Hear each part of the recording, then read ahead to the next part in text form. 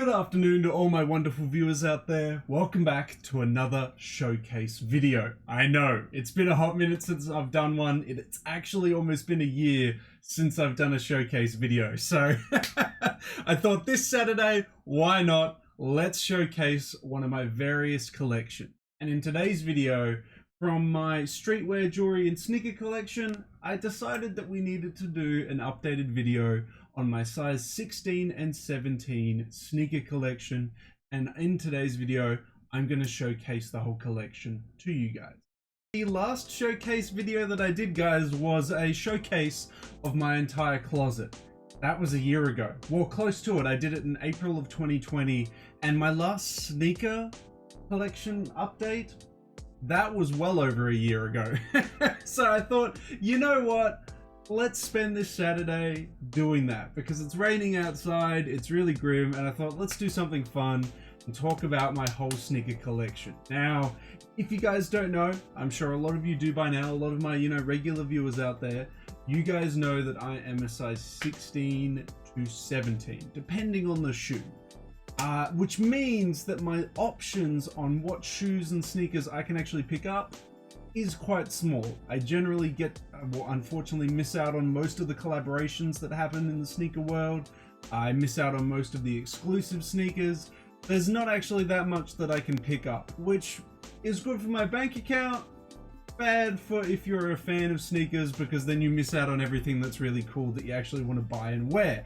So most of my collection, as you can see here, and also on the other side of me here, is Nike or Jordan shoes. That's just unfortunately how it is. That's really all that I could pick up. But I do have some outliers, like I do have some Doc Martens, I have a pair of Timberlands down the bottom there, and a couple other shoes here and there. So there is a little bit of variety, but there isn't much. But I did want to just do a updated video in 2021 of my sneaker / shoe collection, just to showcase it to you guys, so you guys know well, what I have and what I've been collecting. So let's kick it off. I'll try and pick my first shoe and we'll start talking about my sneaker collection. Okay, well, to start it off with, we'll start talking about the classics. I do have in my size 16 and 17 sneaker collection a couple pairs of Converse, both the highs and lows of the Converse Chuck Taylor All-Stars. A really classic, iconic shoe, one that works very well in various different outfits. I thought I'd just showcase the highs to you guys as well. I think you know what the lows look like, and I didn't feel like I needed to show you the lows. But I also do have a pair of lows. They're just down below down there. But yes, the Converse Chuck Taylor All-Star highs in this case. An awesome shoe. I would love to pick up the collaborative versions, like the Fear of God Essentials collaborative version. I love the subtle little details of the Chrome Hearts one as well. The problem is that the Fear of God ones go up to like a size 13, so I unfortunately cannot pick up the collaborative Fear of God Essentials Converse. And the Chrome Hearts one costs thousands of dollars, and I think you actually have to bring your pair of Converse and then they will do it for you. Like, they'll Chrome Hearts it, from what I know. So yeah, don't think I'm going to be getting the collab ones anytime soon. So I'll just stick with the regular ones. I love the regular ones. I love wearing them. Let me know if you guys have got them in your closet. They're an essential. Like, you have to have a pair of Converse Chuck Taylor All-Stars. You need them. Everyone needs them. They work with everyone, and with so many different outfits, you need a pair. But that is the first pair of shoes / sneakers that I'll be showcasing to you guys. Next, a pair of Doc Martens. I know. I'm starting off with the real exciting stuff in my shoe and sneaker collection, guys. Sorry, I thought I'd start off with the boring stuff and then we can move on to the more exciting stuff later on.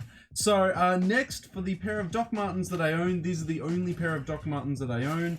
I have a pair of the Occupational 8249s, a low cut silhouette like this. Look, I'm gonna be real, I primarily wear these for work. I haven't worn them in ages because I wore them a couple times, and because Docs have literally no padding on the inside, I thought it was one of the most uncomfortable shoes that I have ever worn. I know everyone always says, like all the Doc Martens fans always say, when you wear them in, they're amazing because the leather softens up. but I'm so used to just like wearing like Jordans and stuff where like you have that leather outer and then on the inside you have that nice foam. It just makes it so comfortable. And going to this where there's no foam and there's no comfort, I don't know, man, maybe I'm just a wuss, but like just hate wearing them. Like I just wish they were like pre-worn and I could just chuck my feet in and they'd be comfy. But yeah, maybe I do need to just get around them. There are a lot of outfits that I could wear these with. I could wear these with like dressier pants, button-ups, and a nice sweater over the top, just to have like a nice work office job kind of outfit. And they actually do work with a lot of outfits that a lot of people wear in streetwear. A lot of people normally go with just the 14.61s, which is the low-cut high top boots that we know and love that Doc Martens always does.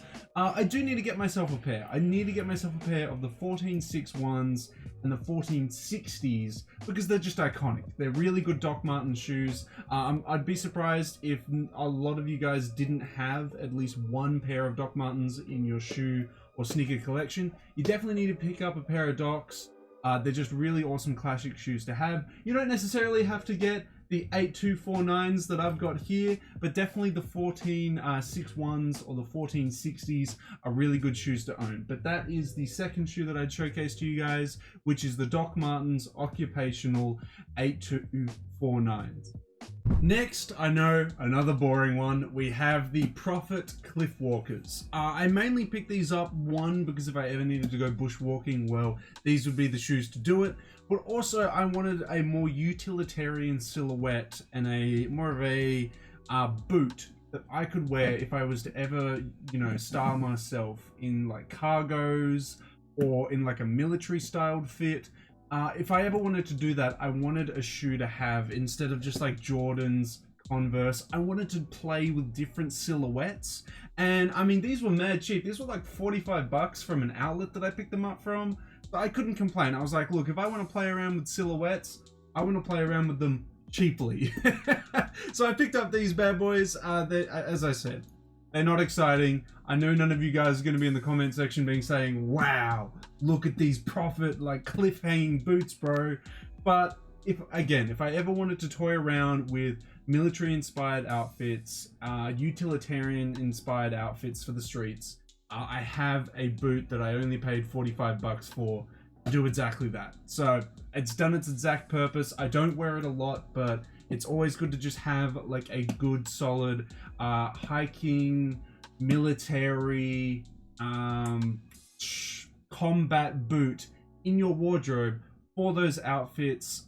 You know, you're gonna wear it at least once in your lifetime. You might as well wear it with a nice pair of boots and make the outfit look awesome. But that's it there, guys. The Prophet cliff hanging boots. Okay, we're moving around into the Tims. I do have one pair of Tims, guys. What I have here, oh wait, it opens up that way. I'm gonna open it up this way. Okay, I have an iconic, classic, must-have pair of Timberlands. You already know what they are. You looked at the box, you probably already know. You don't need to be told. What I have here is just a simple, classic pair of the Timberland 6-inch wheat boots. Now, to be fair, this is actually kind of lying with the title of the video. This is not a size 16 or 17, the size 15. Why did I go with a size 15 for these boots? I've heard from a lot of reviews online that they run quite big. And also my big thing is that Timberlands, much like Doc Martens, are made in that traditional shoemaking way where there's absolutely no cushioning on the inside of the shoe, meaning that all that room that cushioning would normally take up in like Jordans and stuff like that is no longer gone. That's free space, which is why you always hear those rumors of like, Timberlands running big and stuff like that. Really, they run pretty true to size, but it's because the removal of all the foam from your classic like runners, Jordans, everything like that, that makes them run a little bit bigger. So I downsized. They're a little bit tight, but I wanted them that way. I didn't want to have any movement in a raw material like the Timberland suede because I didn't want any blisters or anything like that. They're really comfortable. It's a very different silhouette to walk into when you're used to such flat shoes like Jordans because they're basketball shoes. Then when you're interested, you know, wear these where they have a little sectional gap here on the outsole. It is very different. I feel like I walk different in them. but they're very comfortable, an awesome boot to wear. Whenever I wear them, I look like I'm from New York. Like the light blue jeans, a hoodie, like it's really just like a Biggie Smalls inspired outfit. All I need is a Coogee sweater and then I'm basically there. But yeah, no, a super sick silhouette. If you don't own a pair of Timberlands 6-inch boots, they're everywhere. You can usually find them on sale.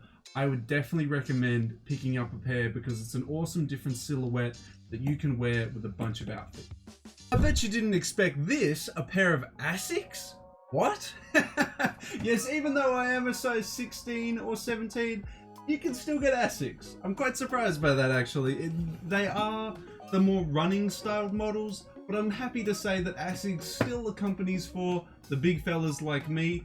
Hopefully in the future they will expand their big range to other models like their casual sneakers and stuff like that. Because there are some awesome Asics models out there, like the Gel Light 3s that I would love to pick up, but I don't make them big enough for me. But that's okay. I'll showcase to you what model I have here. So the model that I have here in a size 16 is the GT 1000s 4. These are quite old. I'm sure they're up to like the GT 1000s like version 7 or 8 now. But for a really solid either walking or running shoe with a lot of support around the arch area, these are just an awesome shoe to chuck on. I mean, I would never wear them in an outfit. You wouldn't catch me in like a outfit that I would wear out in these, but they're really good for just exercise. They're really comfy. Asics is a really solid brand for running shoes and things like that. Lots of, how do I put it? Support and comfort. They're probably the two things that I look for in running shoes, and this is exactly what Asics has and delivers. So that's why I picked up a pair of GT 1000s, and they're on sale around at Christmas like years ago. So I mean, why not? Comfy running shoe. If I ever need a run, bam, there we go. Now next, if you know, you know. This pair is my only pair of Adidas shoes. I own no other pairs of Adidas shoes. These are the only ones, but I gotta say, for my only pair that I've owned, they've done me well. They're an awesome shoe. What I have here is a pair of the Laceless Ultra Boost. My only pair of shoes with Boost and my only Adidas pair of sneakers. Kind of works out there. What we have is, I think it was labeled the Oreo colorway, laceless, so there's no cage and no laces. It's purely a massive sock with the iconic Ultra Boost cuff right at the back there. Yes, it's actually quite hard, or it was a couple years ago at least, around the 2015-2016 time, to pick up Ultra Boost in my size. They made them in very limited quantities, and the people that did get them were actually athletes that wanted to wear them. I wanted to try out Boost when the Boost craze hit because I wanted to see how comfy they were. All my friends were buying Ultra Boost, saying they were an awesome pair of shoes, and I was kind of missing out. I really just wanted to try them. Further down the track, when Ultra Boost and Adidas started to fall off in popularity, finally some of the size 16 and 17s became available to me on GOAT, and I managed to pick this pair up from GOAT. As we can see, it's got the little GOAT verification tag there from a long time ago. They're an awesome pair of shoes. When I bought them from GOAT, what was quite interesting was that GOAT sent me an email saying, these have clearly been worn. Do you want to still accept them, or do you want accept them at a discount, or do you want to decline them and we'll refund them to you?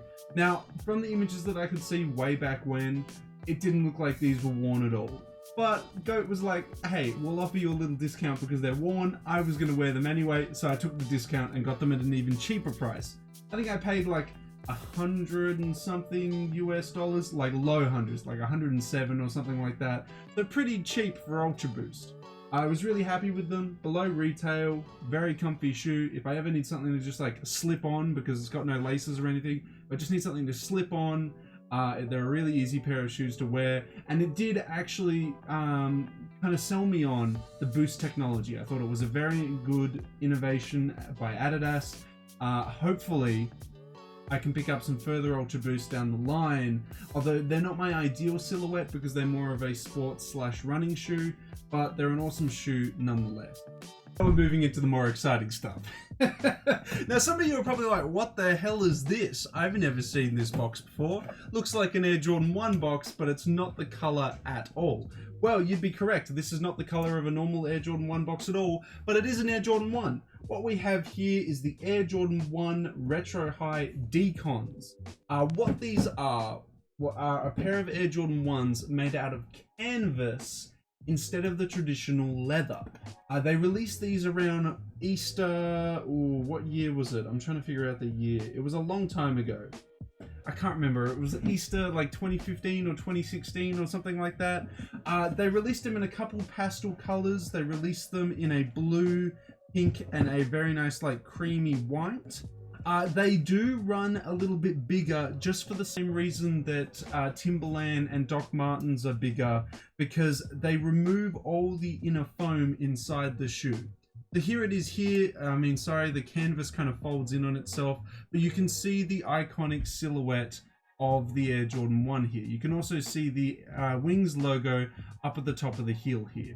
It's an awesome pair of shoes. I don't wear them as much as I should have. I should have worn them in summer because they're such a lightweight shoe. But as you can see on the inside, all of the cushioning has been removed and it's literally just canvas. So lightweight, but also run a little bit big. So if you're looking to pick up a pair of Goat now that you've seen these, definitely look out for sizing because they do run a little bit bigger. But an awesome pair of shoes. I bought them for under retail from eBay because back in the day, you used to be able to buy Air Jordan 1s for under retail on eBay. But an awesome shoe. I would have loved to pick up the pastel pink ones and the cream ones, but they rarely prop up these days. Another pair of Nike shoes. Another pair that I also picked up from eBay. What we have here was one of my first pairs of Air Force 1s. I bought these because these were like 40 bucks. They were so reduced on eBay, it was ridiculous. What we have is the canvas Nike Air Force 1s that come in a red and blue color. They feature a pair of scissors at the back. I know that these were part of a pack. They released them with a pair with a hoop on it, a net on it, and a hoop on it, I think. I can't remember the exact story behind the pack, but I just thought these were a cool colorway. I liked the like slightly off-white white with the off-white laces. I thought that was a really nice move by them. And the material, they use like I don't know, it's not velvet, but it's a very soft material for the toe box and side panels. It does make them crease very weirdly, but it made them really comfortable. Like when your toes rub up against this, you're like, ooh, this is mad comfy. So a very comfy pair of Air Force 1s. I should actually probably like dedicate these to being like skate shoes or something, because I just don't wear them too often. And they're just, yeah, really hardcore. Like you got that like suede along here, and then you got this, like, I don't even know what material this is. These were awesome. They were mad cheap. I picked them up a couple years ago. I should probably actually wear them a lot more than I actually do. Now, I would love to showcase these to you by opening a lid, but the lid was removed. A classic outlet move, am I right? What we have here is a pair of the Air Jordan 6 Chameleons. These released for All-Star Weekend a couple years ago. They released alongside a pair of Air Jordan 1s, which were very popular. And I want to say another model. There was the 6s, the 1s, and another model that I honestly can't remember. It was a couple years ago. I picked these up because I wanted them to be my first ever pair of 6s. And they are. They're my first ever pair of 6s.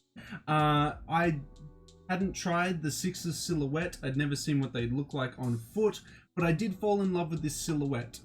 Surprisingly, no Nike Air branding on the back of them. This is probably one of the few times you will catch me wearing a pair of Air Jordans with no Nike Air branding on them.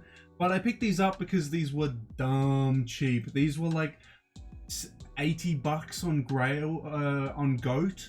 They were 80 bucks on Goat. They were so cheap. So cheap. And I was like, 80 bucks for a pair of unworn Air Jordan 6s. Well, if I want to try out what the Air Jordan 6 silhouette looks like on my feet, I'm going to pick them up. Now, I picked them up in a size 17.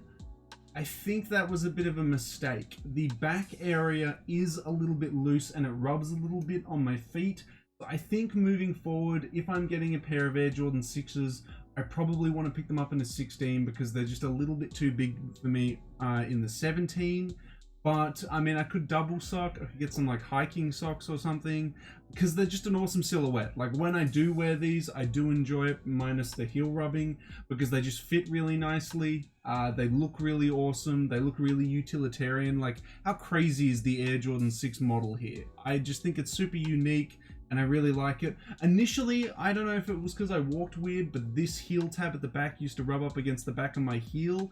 So I don't know, maybe I just walk funny. Maybe that's the whole reason, like, it's rubbing and stuff. I just walk weird. I don't know. Love the shoe though. I'm definitely looking to pick up some more Air Jordan 6s this year. It all depends on if they come at a good price and, you know, if they have that OG branding or not.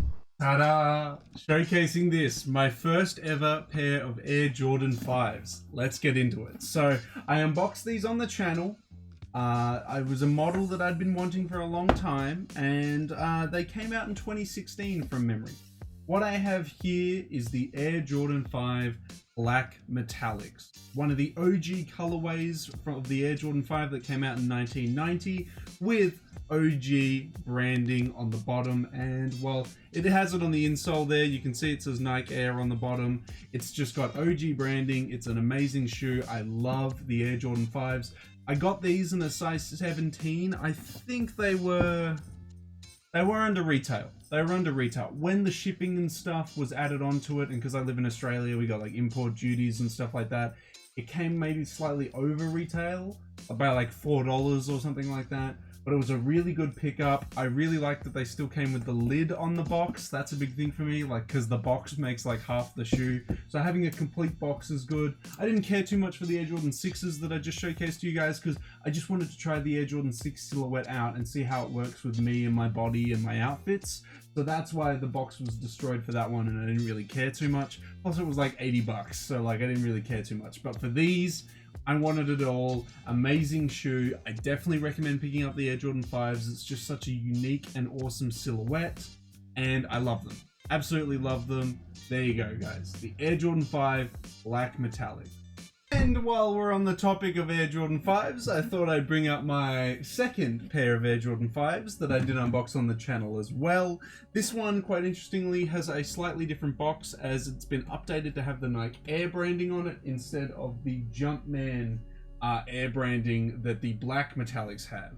What I have here is a pair of OG Jordan 5s that released in 2020. My favorite, well, my second favorite model.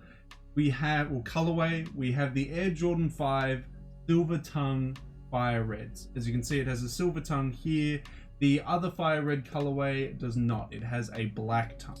What we have here is the 2020 retro, as I just mentioned, of the iconic colorway that came out in 1990. It has the OG branding on the back, on the bottom, and in the tongue, on the insole, as you can see in there. It's an amazing colorway. The leather is really, really comfy on this. When I wore it, I was like, ooh, goddamn. It's a very good retro. Mine, interestingly, I don't know if I can find it. I think it might have been on this one.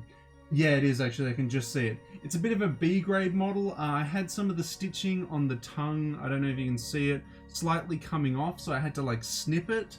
I think I did a pretty clean job because I don't think you can notice it too well, but yeah, kind of a B grade model. Luckily, I only paid close to retail of it. I think it was like $5 more than retail for them, so I wasn't too fussed about that. And I love this model and always wear this model whenever I get the chance to. It's just super sick. Now that I've got the Fire Reds, the Silver Tongue Fire Reds and the Black Metallics, I would love Jordan Brand Retro, the Black Tongue Fire Reds, and the Grapes in OG branding. It's been a hot minute since we got them retroed in OG branding, just so I can complete the OG branding and OG colorway Jordan 5s. That would just be awesome. But yeah, a super sick model. Came out last year, guys.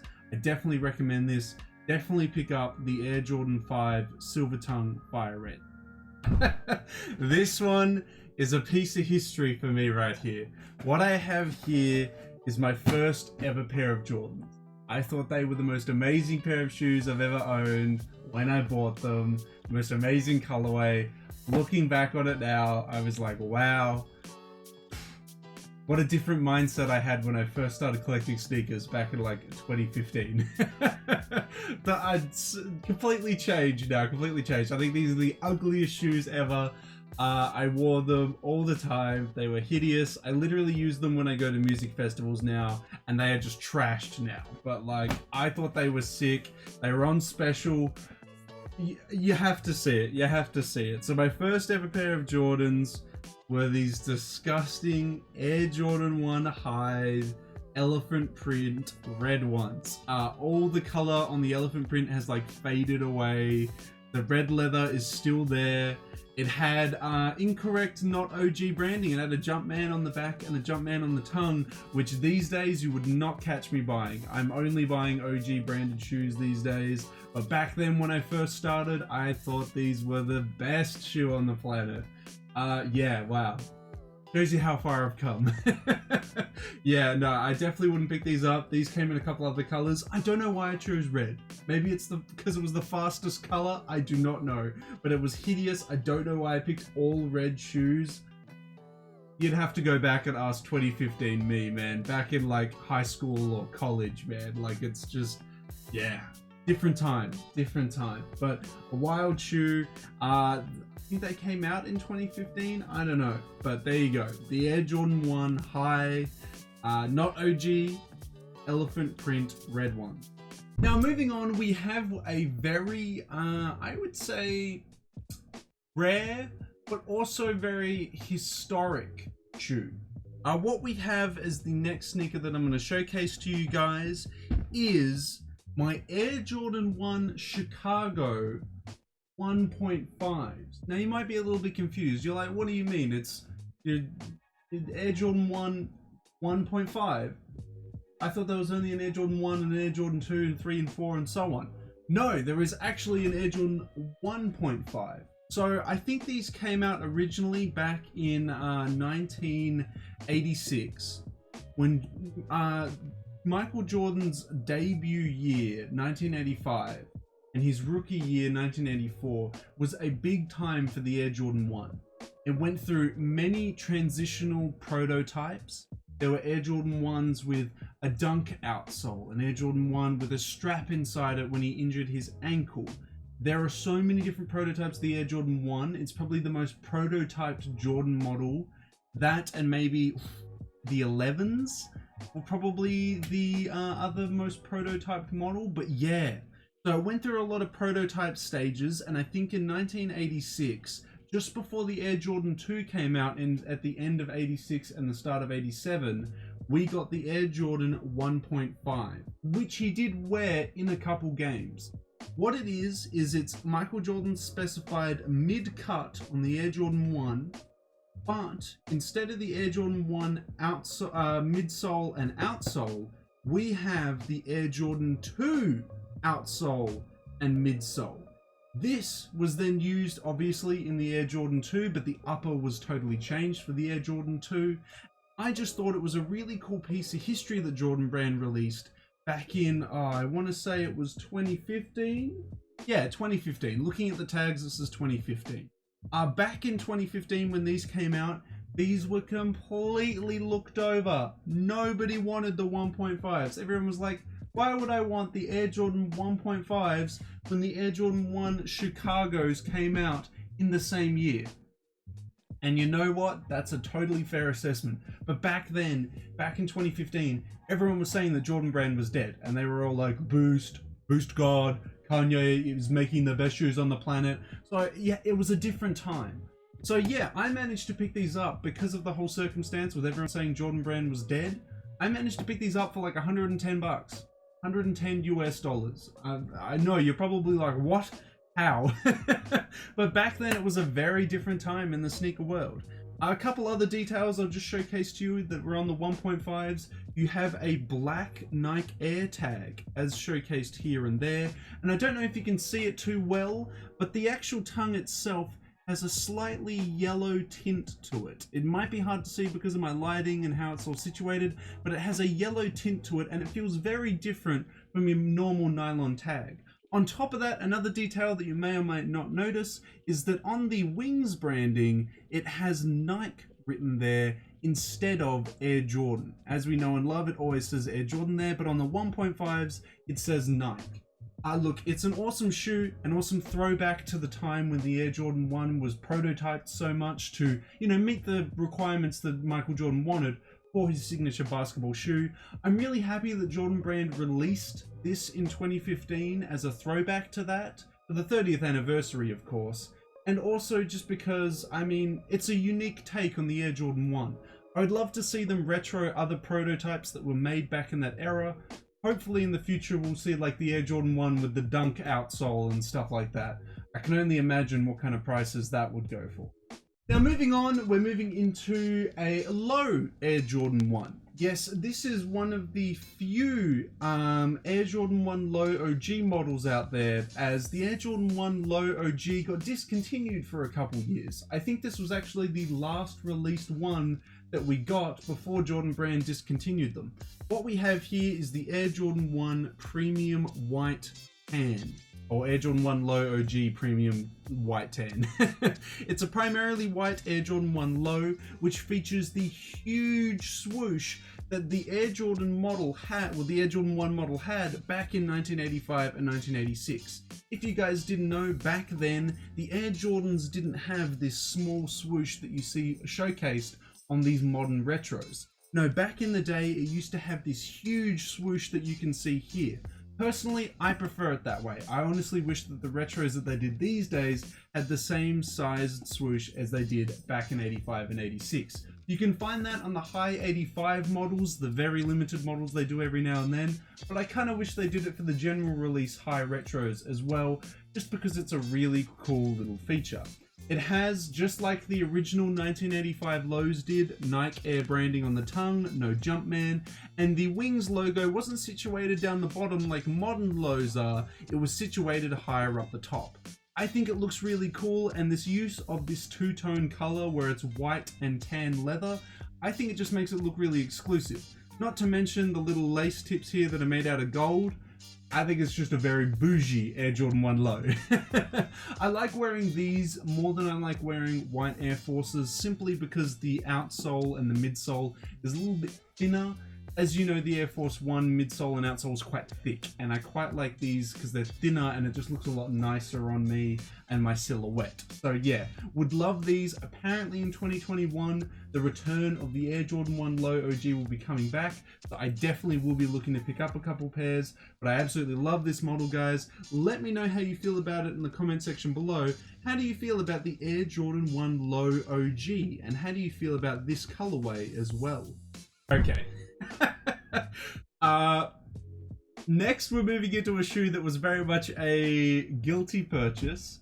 It was one that I bought because it was so cheap on GOAT at the time, and I did kind of like its story behind it. So what we have here is the Air Jordan 1 High OG David Letterman colorway. Now you're probably looking at this like, why the hell would you buy this, Daniel? What is this hideous red and navy Air Jordan 1? Well, back in Michael Jordan's debut year, or maybe it might have been his sophomore year, 1986. Either way, it was in, I think it was his first year or his second year of playing for the Chicago Bulls.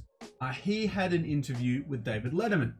The outfit that Michael Jordan decided to wear in this interview was this very bright, hot red tracksuit with a blue navy interior. Now what Jordan Brand decided to do back in, I don't even know, when was it, 2015 I think it was? They decided to grab that outfit that Michael Jordan wore for that first interview and put it on an Air Jordan 1 High. Because in the interview, Michael Jordan and David Letterman discussed the idea that the Air Jordan 1 got banned by the NBA, you know, that whole drama. So they applied his outfit to this shoe, and that's what we got, the David Lettermans. What's quite interesting is that on the insole, we actually get a little, you know, shout out to that where it says on air. Obviously referencing the interview when they went on the air to talk about the shoes being banned. It's a very interesting interview. It's very dated. There's a couple jokes that David Letterman makes that wouldn't fly these days. But yeah, it's a very interesting piece of history, and I kind of liked it because one, it was so cheap. I paid like $90 US for it. And two, because the history behind it, because of that whole applying his outfit that he wore at the time to the shoe. It came with matching red laces, but I thought to keep the navy laces in just because they look so much nicer, and it has a metallic swoosh and metallic heel details and everything like that. Let me know what you guys think of the Air Jordan 1 High David Letterman's down in that comment section below. Now moving on, we have probably one of my oldest Air Jordan 1s in my collection. Not purely for just how long I've owned them, but just when they were made, when they were retro. What I have here is the Air Jordan 1 High black and white, sometimes referred to as the Pandas, sometimes the Oreos, but they weren't the technical names they were given. They're simply just known as the black and white Air Jordan 1s. This is an OG color from 1985. This is a colorway that originally released back in the day. This 2013 retro, I want to say, 2014, yeah, 2014 retro. This one was big for its time.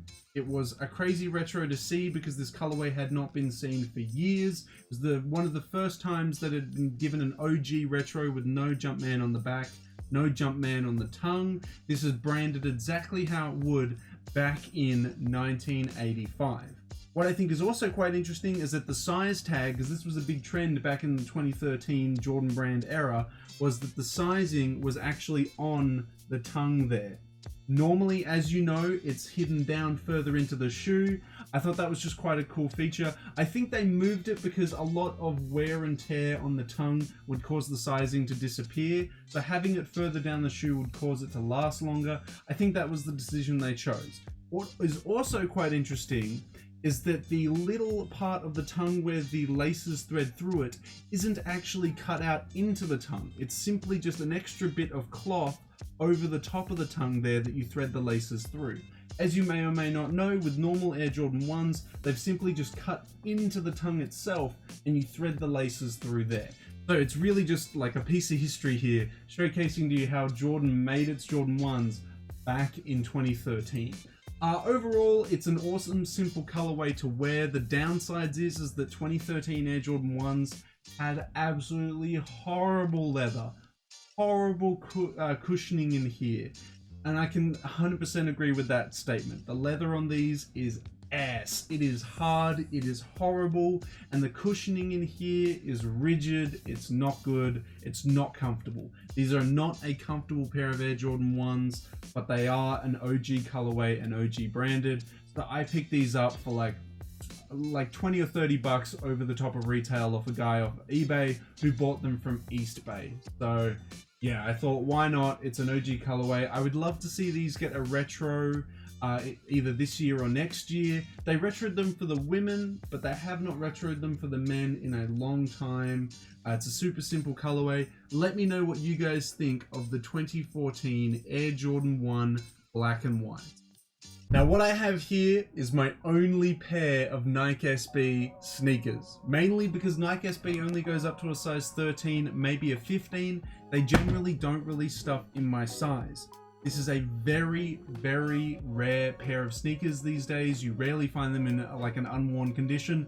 Unfortunately, mine are worn, but that's because I knew I was going to love them and wear them forever. What I have here is the Air Jordan 1 High SB Lance Mountain. Now these came out in 2015, I want to say. The sizing is still on the tongue, I'll just confirm. No, 2014. 2014. These came out in 2014. I think these were the first Air Jordans to do it and the first pair of shoes to do it. But what the idea is that these came out in either all black or all white. They were covered in black paint or white paint, and as you wear them, they rub away to showcase to you another colorway, another OG colorway. If I were to wear this pair a lot and wear away the black paint, these would of course showcase to you the Royals. Now I scratched a little X in the back of them just to like throw back and to throw it to the breads that had the band X on the back of them. These are an awesome pair of shoes. They feature the Nike SB logo on the tongue instead of Nike Air, and they feature SB laces that you would see on Dunks and stuff instead of normal Air Jordan 1 laces. The other shoe, as well, as I just showcased, these turn into the Royals when you wear them away. The left shoe turns into the breads as you wear them away. You can kind of see the trim of the swoosh if I were to wear it away and what color the actual model looks like.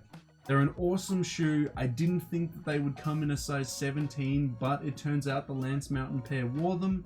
The reason why these two pairs of shoes, when you wear them, turn into different Air Jordan 1s is because Lance Mountain back in the 80s, or I think maybe even early 90s it might have been, when he wore his Air Jordan 1s, they would wear out unevenly. So Lance Mountain would wear different color Air Jordan 1s when he had the chance, because for an example, he would wear his Royals and the left one would wear out, so he'd have to wear the right one, and then with his breads that he picked up, the right one would wear out, so he had to wear the left one. There's this iconic ad which I'll showcase on the screen now, which is of him advertising independent trucks, and he is wearing, from memory, a pair of the UNC ones and a pair of the Royal ones. So yeah, it's a collab with Nike SB and Lance Mountain, and it's to bring back that memory that Lance Mountain had of his early skating days where he would wear two different Air Jordan 1 models. So you can do it too once you wear away that black paint. I think they're an awesome pair. I would love to pick up the white pair. They're like really hard to come by these days, as the shoe is 7 years old now, and it came with matching laces for the different colors. I didn't put the laces in, I've just kept with the black ones, but an awesome, very rare and hard to find shoe. And honestly guys, I would love to just know your thoughts and opinions. Would you pick up the Lance Mountain Air Jordan 1s that were in collaboration with Nike SB, or are they a bit of a miss for you? Let me know down in that comment section below. Now up next we have a pair of beaters, a pair of Air Jordan 1s that I basically wear when I just like want to wear a pair of Air Jordan 1s. I don't care if they get trashed or not. What we have is the Air Jordan 1 A Star Is Born. High OG, so OG branding on the back, OG branding on the tongue. But instead of a nylon tag, it has a leather tag here instead.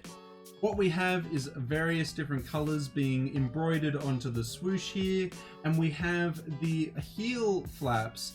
You can pull them back, and as you see, it says A Star Is Born. And then the rookie start date of Michael Jordan's career, yes, December 10th, 1984. There you go. Look, I just wear these to, like, I don't know, do your basic, you know, go out to the store or something like that. Apart from that, I don't wear them too much. They had very, very tumbled leather. I'll showcase that to you guys by bringing them up to the camera. They were incredibly tumbled, but incredibly comfortable. I wore these up to Melbourne when I went to the Listen Out Music Festival in 2019. Hopefully I can go this year if they decide to host it this year as well. But yeah, no, this is a super steezy, easy pair to wear. I remember there were a lot of videos back in the day of people taking out all of the embroidery here just to have the red swoosh, and that looks really cool as well. I just can't be bothered and I'm just keeping them as is, but there you go guys. The Air Jordan 1, A Star Is Born. Okay, now we're moving into the good stuff. The good stuff up here. Okay, next we have my first ever pair of Air Jordan 1 High OGs. This was my second ever pair of Air Jordans at all, mind you. Obviously I talked about my first ever pair, which is the Air Jordan High, disgusting red elephant skin looking ones. They're gross. Next, for my second pair, back in 2015, I decided to pick up the Air Jordan 1 High OG UNC. This is the first time they ever got retroed since their 1985 debut, or at least OG retroed. There's no Jumpman on the back, and there's no Jumpman on the tongue, just Nike Air. A very iconic colorway, a colorway that is inspired by Michael Jordan's college, the North Carolina College. It is an amazing shoe. It became very popular in the past couple years and very sought after in the past couple years. I bought it when it released, or a couple months after it's released, from East Bay. Yes, I bought it from the retail store, but I did not pay the retail price. These were sitting on East Bay's shelves, and I picked them up for around 110 US dollars. You heard me right. You go look at the StockX price now. They're wildin', they're crazy, but I picked these up for under retail because they were sitting. Nobody wanted to pick them up. And I just thought, I don't know what I was thinking. Look, it was 2015. I bought red elephant print Jordan 1s. I don't know what I was thinking when I picked these up. But my mate was telling me the story about where these were inspired by, you know, where the blue color comes from. And they're just awesome. I fell in love with this colorway. I love wearing it in the summertime. It's just a super steezy model. I love it. For 2015, the leather was really plush. The interior cushioning was really good because back in 2013 and to 2015, the Jordan brand was trying to figure out which direction they were heading for their Jordan 1 retros. And in 2015, they started their remaster program where they wanted to remaster the OG colorways from 1985 to the best of their ability. So they did this, and they did the Chicagos and a lot of other colorways in 2015, and I gotta say they did a really good job for an OG retro for its time. You gotta look back at 2015 for its time. It was a really good retro. I love them. I want to hear from you guys though.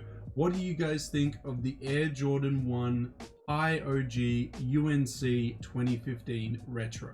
Now moving on to the next sneaker I have to showcase to you guys. We have a very controversial one that I won through a raffle from, I think, a Brazil boutique? I think it was a South American boutique. I won these, oh god, I can't even remember the name of it, but I won these in a raffle. And this boutique rarely ever stocked a size 16, and this is my first ever Air Jordan 1 in a size 16. What I have here is, of course, the infamous Air Jordan 1 Shattered Backboard 3.0s, version 3.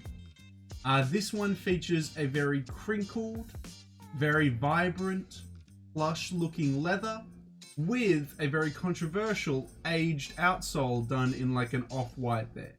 Now, what's super interesting about this shoe is that when these first came out, everyone was so hyped for the colorway. They were like, oh my god, it's the breads, but in the shattered backboard, starfish orange. Gonna be amazing with high quality leather. Then it got this really shiny glaze over the top of the leather, and a lot of people lost interest. Then it was revealed it would have this aged yellow outsole, and everyone completely lost interest. Lo and behold, a couple years later, the trend to age your soles was born. So it's a little bit less controversial now, but back when these first released, so many people were hating on them. When I won these in the raffle and I bought them for retail and then they arrived at my door, I was actually very, very happy with them. I think I even unboxed them on the channel from memory, but it was a long time ago. When did these release? I can't even look at the tag to be able to tell you. It was a long time ago. But I really love them. I'd love to pick up the other Shattered Backboard models in the series. I just think they're super underrated and overhated. I love wearing them. Super comfy. They chose a different inliner in the shoe at the heel here, and ooh, it is so much more. It's like the comfiest like interior lining that I have out of any of my Jordans. Any of my Air Jordan 1s, this is the comfiest cushioning inside. So nice. The leather, it feels really nice on my feet as well, and I like the way that it creases up as well. It just looks really nice. I'd love to know your thoughts and opinions though, guys. How do you feel about the Air Jordan 1 Shattered Backboard 3.0s? Is it a hit for you, or is this model a miss?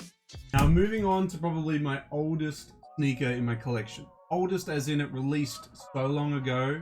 What I have is the Air Jordan 1 Lactose.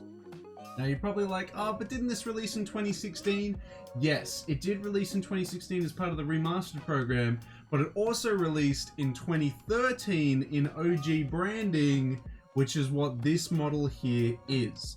This is the 2013 retro of the Air Jordan 1 Lactose.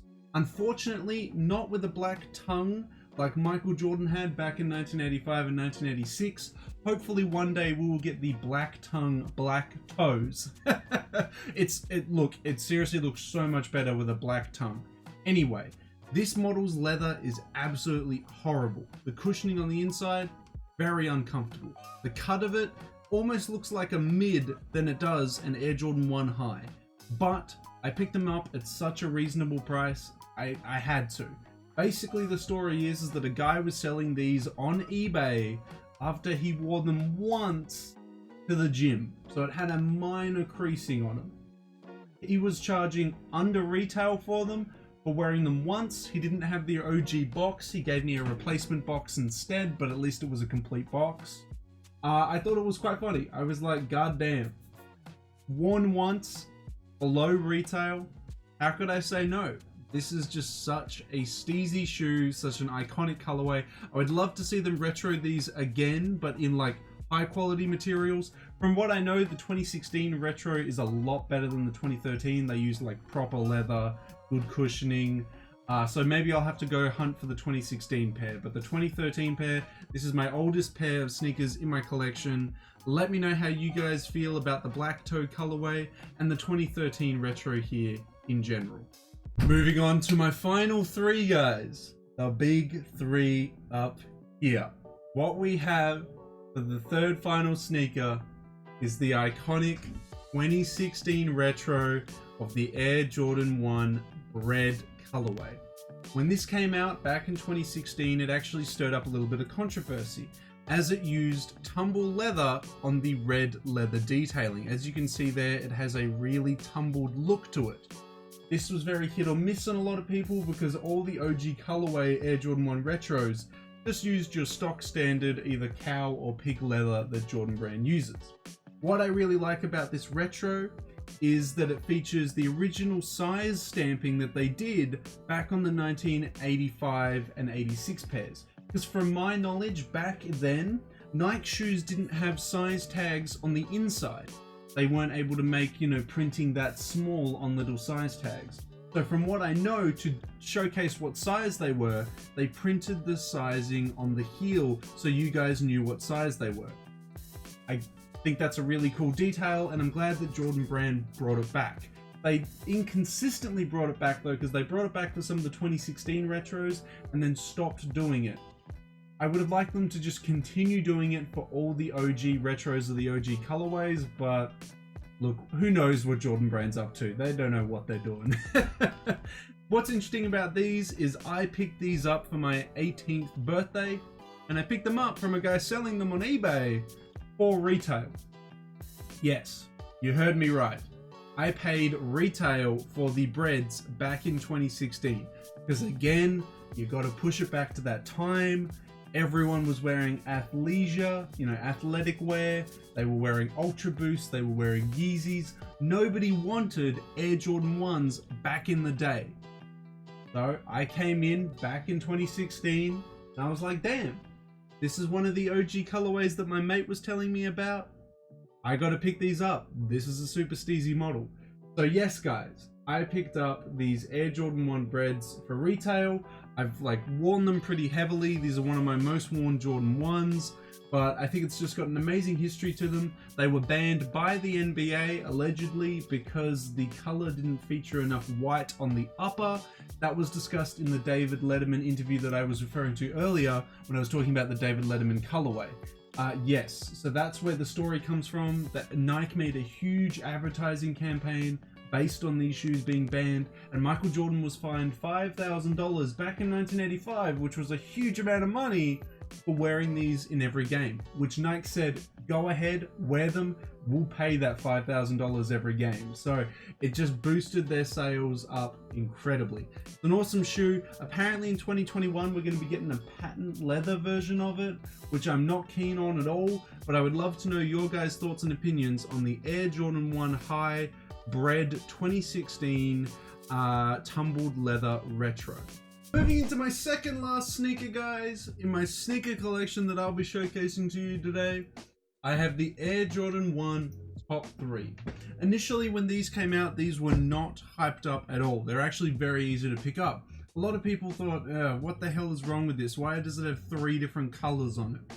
Well, the idea behind this shoe, that the Air Jordan 1 Top 3 is a collection and an assembly of Michael Jordan's 3 top colorways of his Air Jordan 1. The Royals, the Breads, and the Chicagos. So as we can see here, there is the Royal side. As we can see on the toe box as well, we have the Bread side. As we can see here, we have the Chicagos. On the other side, we have the Breads. And obviously, showcased on the soles, you have the Royals over here and the Breads over here. It's a mix and match of all those top 3 colorways, but I absolutely loved these, this colorway. I wore these for probably about a year straight. Because back when I first got into sneakers, I had those ugly ass red elephant print ones. The UNCs, which are an amazing colorway, but they were quite hard to wear all year round. And this was my first versatile, primarily dark toned or black Air Jordan 1 that I could wear. So I wore this to hell. I think the insoles are completely worn out. All the cushioning in here is gone and it's like worn away at the material. I loved this Air Jordan model. This colorway was just amazing. I wore it with the different matched laces, but these days I wear it with just the black laces. It's just an amazing shoe. It went on to spawn a couple other like mix and match Air Jordan 1 colorways for other Jordan models, but these were amazing. I would love to pick up a second pair, but the resale price on them is getting a bit ridiculous these days. But just such an awesome shoe. Here they are. Let me know what your thoughts are on the Air Jordan 1 Top 3. Okay, moving into the last one. This one means a lot to me. It's probably now my most worn Jordan 1, up there with the top 3s. The top 3s are probably next to it, but I wear these ones all the time just because they're iconic, they're comfortable, they're amazing, and it's my favorite colorway of the Air Jordan 1. What we obviously have is the Air Jordan 1 High 2015 Retro of the Chicago Jordan 1. It's just an amazing, iconic colorway of the Chicago's team colors on the Air Jordan 1, and it was worn by Michael Jordan through his debut season. They come with red and white laces, but I've kept them with the black laces because that's just iconic of them. A lot of people wear them with cream laces and, you know, age the outsoles, but I think I'll let time do that. I bought these for a crazy resale price. Back in the day, this was a crazy resale price of $350 US. Brand new, never worn, still in the box, still with the Nike bag from the Nike store it was bought from. Because remember, back in 2015, it was the boost grind. It was the year of the boost. It was the year of the Yeezy. No one cared about the 30th anniversary of the Chicago Jordan 1s, except for me and probably many others. So I picked these up for a very good price. Definitely if you're looking at today's prices, and I don't think I'll ever sell them. If I had to keep one shoe and get rid of them all, this would be the one shoe that I would keep. I absolutely love these. It's just such an amazing, iconic colorway. I wish I could double or triple up on them.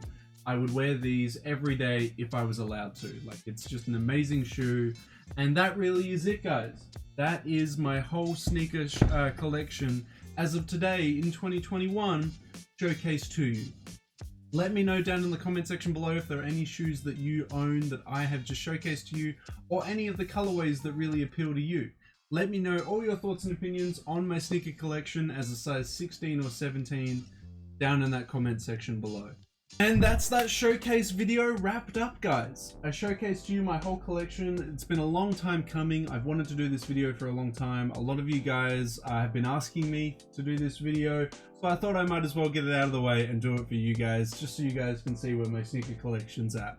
Where I want to head in 2021 is picking up some different types of silhouettes, like I showcased at the start of the video, like more military boots, more things like that. It's always difficult being a size 16 and 17 to pick up new sneakers, new boots, new everything, but hopefully I can find something that I, really want to wear this year. I would love to pick up those Prada military boots, but barely any high-end designers make shoes my size. I think Gucci's the only place that makes my size because, well, 2 Chainz wears it and he's huge. I think that's the only place that makes them, honestly. Maybe I could just, you know, get in contact with Prada and be like, hey, so can you make these pretty big? Can you make them in like a European 51.5? 51 if you can. Yeah, I would love to pick up a lot of new sneakers. A lot of new Jordans that I want to pick up are the Air Jordan 3s in the OG colorways, the 4s in the OG colorways, the 5s and 6s in the OG colorways. Maybe some 7s and some other models as well. It's just really hard because they don't come into a good price at my size, but hopefully in 2021 I can pick up a couple more of them. And yeah, let me know if you guys want me to do another showcase video. Would you like me to showcase my entire closet, my jewelry collection? I can do whatever, guys. Let me know if that's the case down in that comment section below. And of course, if you guys want me to keep doing showcase videos where I showcase my entire collection, don't forget to leave a big old like on this video, a comment in the comment section down below, and a subscribe to the channel, as that's the best indicator I can get to see that you guys want me to keep doing showcase videos. We're also trying to hit a new subscriber milestone on the channel before the end of the month, guys, which is 2,885 subscribers. I think we need like 2 or maybe 1 more subscriber till we hit that milestone. So subscribe today, guys, and hopefully we can reach that milestone before the end of March. But that is my whole collection showcase, guys. I will do it again probably in 6 months to a year's time when I collect more sneakers, when I get the opportunity. So until that next showcase video, guys, until the next sneaker talk video, until the next streetwear talk video, I'll catch you later.